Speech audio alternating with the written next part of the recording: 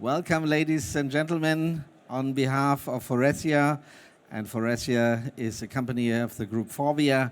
I would like to welcome you all here at Hyvolution 2023 to the panel discussion, Retrofit, an efficient solution to accelerate hydrogen mobility for commercial vehicles. As you all know, we have to lower CO2 emissions, especially commercial vehicles, especially heavy-duty trucks, of course. But there's a little problem because we have very few fuel cell trucks on the road. Hydrogen mobility could be a very good solution, but if there are no fuel cell trucks, we couldn't use them. So why not thinking about converting a conventional diesel truck into a hydrogen-fueled electric vehicle? So could that accelerate the hydrogen mobility? And are the players ready for this? And the players, I mean the suppliers, the retrofitters, and the users as well.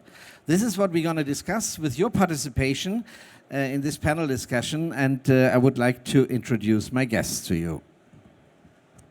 Right next to me is Tariel Chamerois. He's Director Corporate Social Responsibility and Sustainable Development at DB Schenker Europe. Good to have you here, Tariel. And we have Michineau, Commercial and Marketing Director at e-Néo, a startup founded in 2019 dedicated to retrofit heavy-duty vehicles. Eric, welcome here on stage. And opposite of me is Jacques Hoffner. He's Director Business Development at Faurecia Hydrogen Solutions. Good to have you here, Jacques. And my name is Ulrich Walter. I'll be your moderator for this panel discussion. All right, Tariel, I start with you. DB Schenker is one of the world's leading logistics service providers and market leader in European land transport. One of your goals is to reduce CO2 by 34% in land transport in European cities, already in 100% by 2030. Very ambitious goals indeed. And if you have a closer look in Paris, you could already see the Volta Zero all-electric 16-ton drives. So if it works with all-electric, why are you in hydrogen? Why is hydrogen interesting for you? Well, that's right, that DB Schenker have a goal to be carbon neutral for 2040, and in order to succeed, we need to manage several energies. It's the end of what we call the couteau suisse of the energy, meaning the diesel, and we are entering another world where we need to take care or look at our cases and how we can deploy the energy that is suitable to what we are transporting. And therefore, of course, H2 is there, green H2 is there, but that will not cover all, and I will even go down to muscular. We have some bikes around here, and so the energy mix also include the muscular. So from muscular up to the H2, we have several energies that we could use, and H2 is one of them. And depending on our cases, we will use H2 and other cases not. So you could say the heavier the trucks are, the longer the hole is, the more interesting is hydrogen, right? Yeah, right. Clearly you can say that the more heavy and the more longest distance, the better it is with the H2, question of storage, and we will come back to that, and the lighter it is and less useful it is. This is a large principle, huh? Large principle. Okay, we will see how it works out in the end.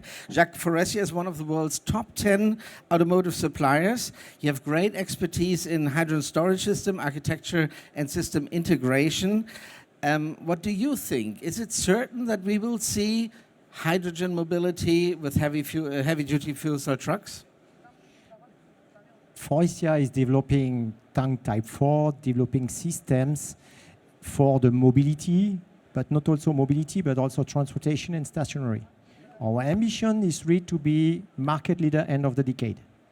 And Ulrich, I will correct you, is not we'll see, we see today. See already? Yes. Okay. We have developed a system 350 bar for Hyundai, who is used in Switzerland since 21. It means it's not a dream, it's a serial production today. That's right, yeah.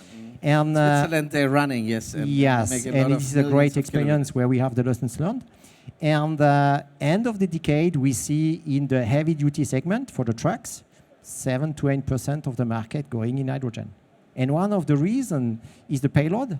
It's the best compromise hydrogen between the payload, the refilling time, which is a key topic of the usage, and the space to store the energy, giving the autonomy to the trucks.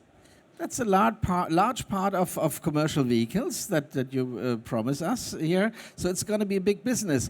Eric, tell us a little bit about your business, because e-Néo is a startup. We can see it just over there. You positioned very well, for this panel discussion. And what exactly you do? You take old diesel trucks, remove the internal combustion engine, and put an electric engine in, if needed, with a range extender as a fuel cell, right? Right, and first of all, our daily motivation is to decarbonize the transportation, and the way to do that is a retrofit. We named it e-conversion because this is a retrofit plus the reconditioning of the cabin, you see, just to be on the most standard of the profession. And we consider we can't imagine anything without the retrofit in the future, to open new possibilities of everyone here in this fair for the building of new mobility. Right, and Eric, the good thing, it's not only that you have found a very pragmatic way to decarbonize these trucks quickly, you also give these old diesel trucks a second life, you can say. For sure. We are using old trucks with 5 years of first life in diesel. We transform them into electrical systems with or without hydrogen range extender to open the new life for them in different markets. And Tariel, that's an important thing. We all talk a lot about circular economy, but circular economy, most people think it's just recycling, but it's more. It's also reusing of old equipment.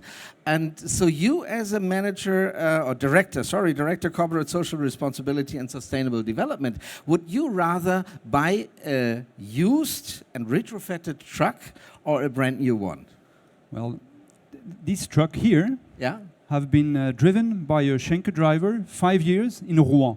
And it looks I very cannot good. be more precise. Huh? You have The guy was driving in Rouen 5 years, this truck, and then we took it back and we gave it to my neighbor here, yeah. and he transformed it in order to be able to drive with H2 battery, small battery, fuel cell and H2. You have very careful drivers, obviously, because it looks like new. Right? It looks like new. Well, we retrofit the tires 8 times. Okay.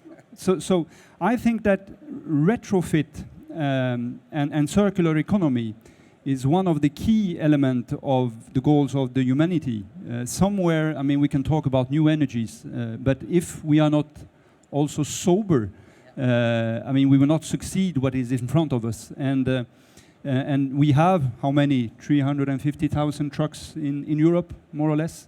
Shall we put them in the rubbish can and start from scratch? That is the question. I believe that there is a market also in recycling, meaning, in other words, circular economy. Waste do not exist.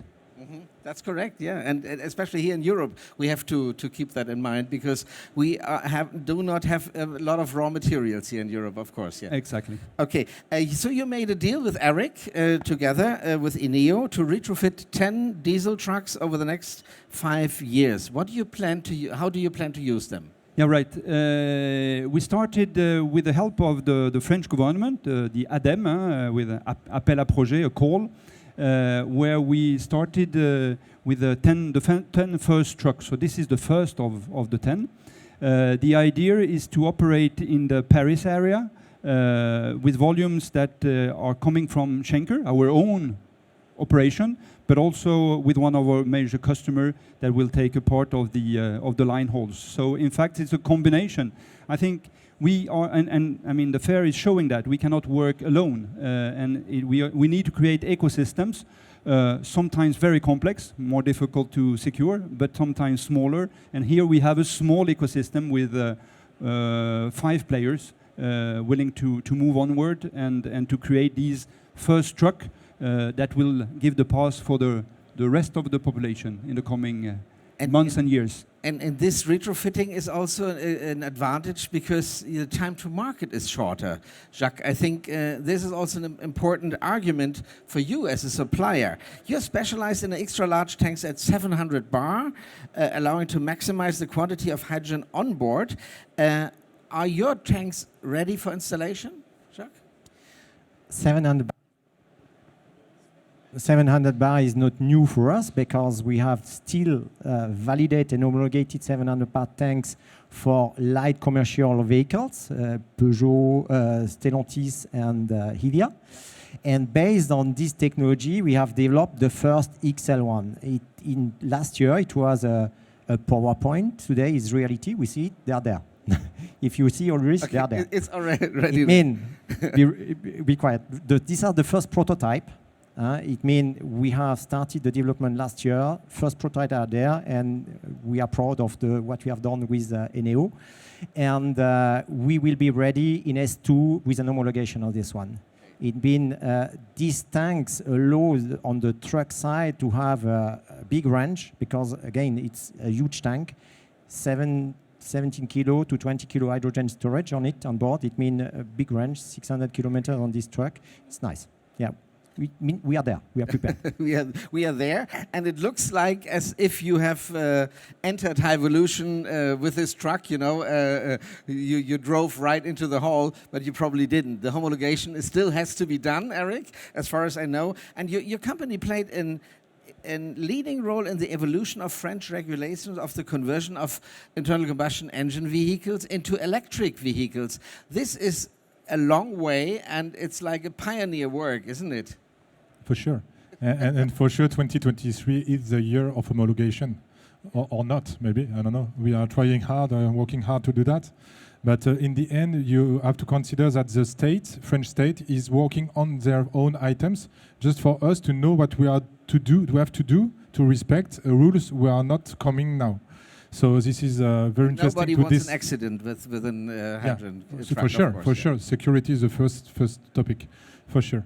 So we are waiting for them, and we are discussing with them the different rules they are waiting for, and we are working to have an agenda during 20 and 23 to respect our engagement with our customers. And so, what do you expect? End of 23, this can be on the road? Yeah, for this truck, October is our target. Okay, very good. So not very long, and we're looking forward to see them on the roads, indeed, yes. Tariel, and then when that happens, October this year, the learning phase will start. The whole ecosystem has to be developed, the maintenance has to be deployed, the infrastructure has to be built up. A lot of things to learn then for you. No, it's a learning curve. I think that we have a revolution in front of us. A revolution. Schenker started the operation in 1873, and in 1873 we were operating with horses, and a locomotive with coal. That was another energy, and I think we are coming back to that. No, but we are in front of the same change. And we are in front of leaving the fossil to reinvent something. And I think that what have been done in that time when we passed from horses to petrol, we need to do the same. So you see all the energy that the humanity will need to give in order to succeed, because otherwise we have other troubles coming out. Sure. Yeah. And this learning phase will start in October already. Jacques, you already mentioned your storage, fuel storage systems, hydrogen storage system are already on the road. You have partners with HYVIA and Stellantis, you just told us. But what about the retrofit market? Why is that important for you? Is it the speed to market? Is it the insights we were just talking about?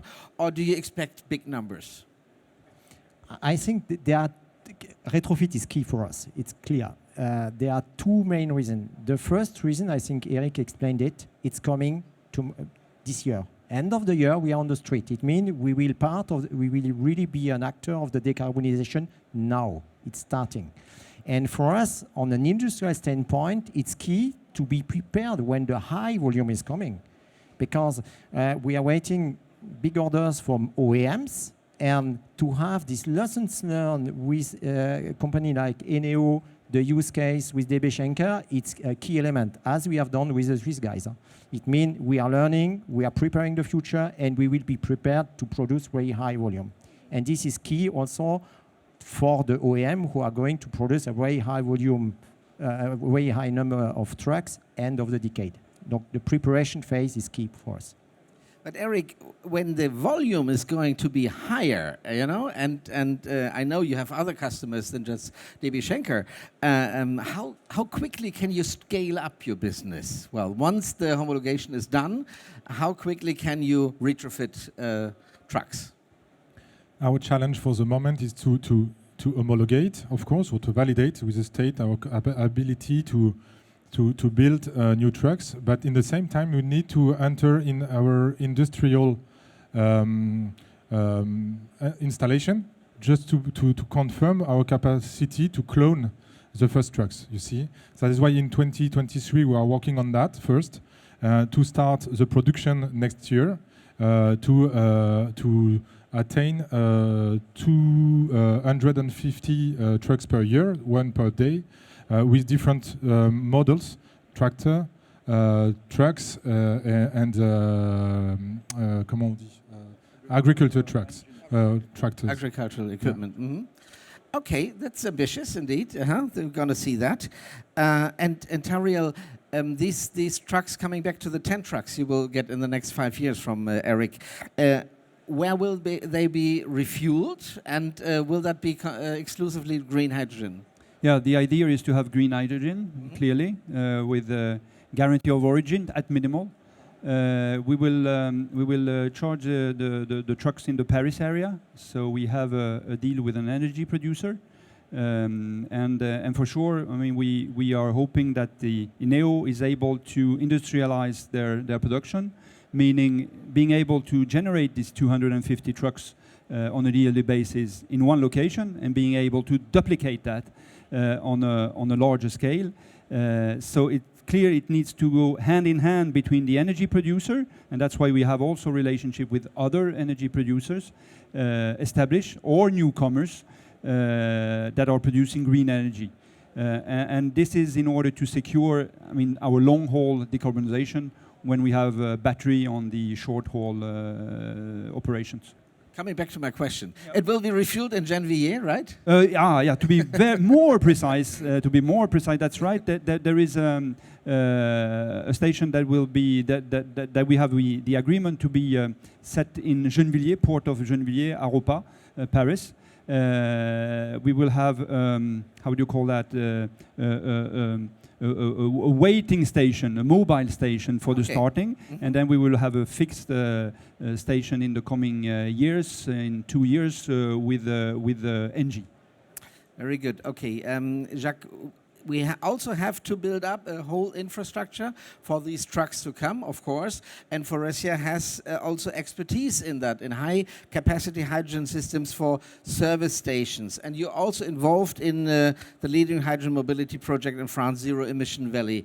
Can you tell us a little bit more where your expertise at Faurecia is for this project? Yeah.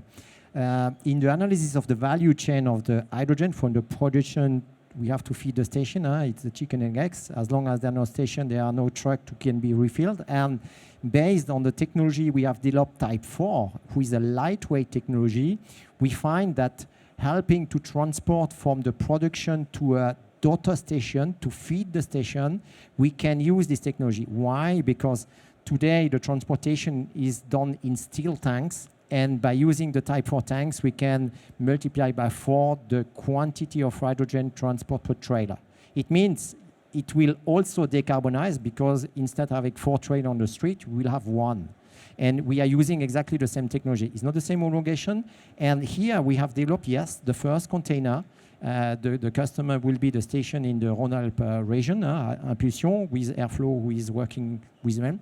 And for us, it's also key to understand how we will fill these tanks to have a lessons learned and to optimize this complete value chain.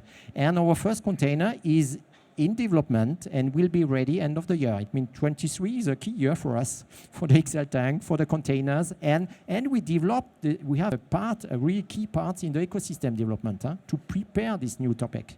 If you see them on the road, maybe Praxair or Air Liquide or Linde, they come with 3 cylinders on the back, or maybe 9 cylinders. No, it's the pyramid. You see the pyramid, steel one, right. the big one. And you changed that completely. You have we use this kind of tanks. We put it in a container, and you can use a 20-feet container by putting 2 on a trailer or putting a 40 feet.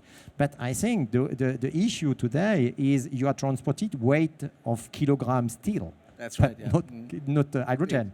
Yeah. And our aim is to divide by 4, not to multiply by 4 the quantity of hydrogen we can transport. Again, 1 truck replacing 4.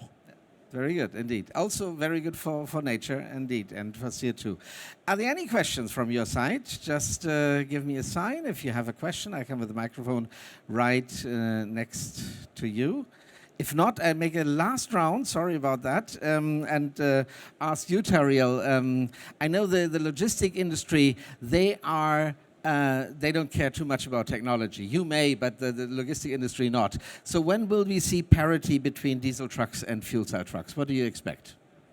Yeah, money-wise, I mean, we still have a gap today. We see that it is progressing very quickly. The battery are coming to 30-35%. Now we have a little boom on the electricity, so of course it's changing the parity. And H2 will probably go in the same way. We hope that in the coming five years, that might come. In the coming 5 years. Depending, I mean, it's so many components. It's a crystal ball, huh? Of course, you have the truck itself. You have the H2. But I hope you're right. But the industry also the OEM are coming, and that will make also a small challenge for the retrofitter. You see the price on the small vehicles have decreased, so that gives a hint. So yeah.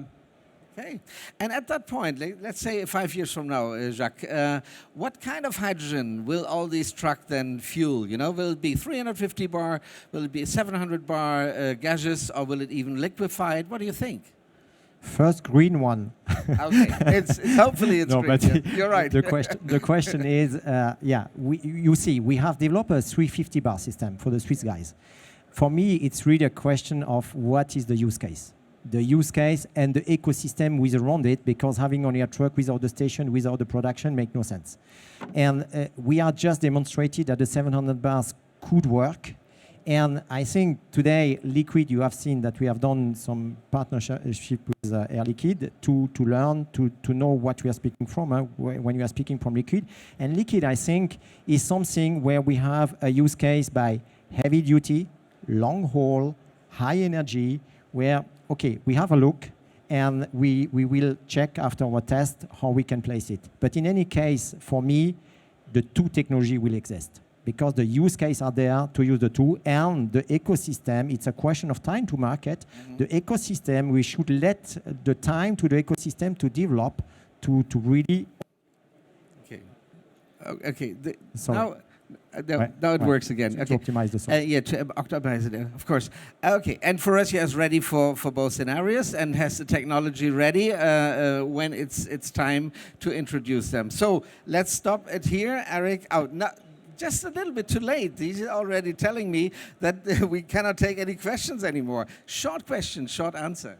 Yes, very short question. Which company will provide you the fuel cell?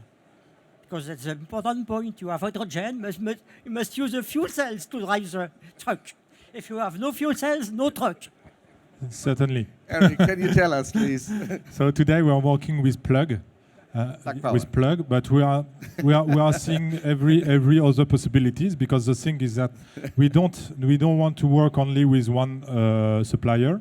And the second reason is that we have to see the other technologies, and we have to adapt the different fuel cells to the different trucks in terms of energy, in terms of place.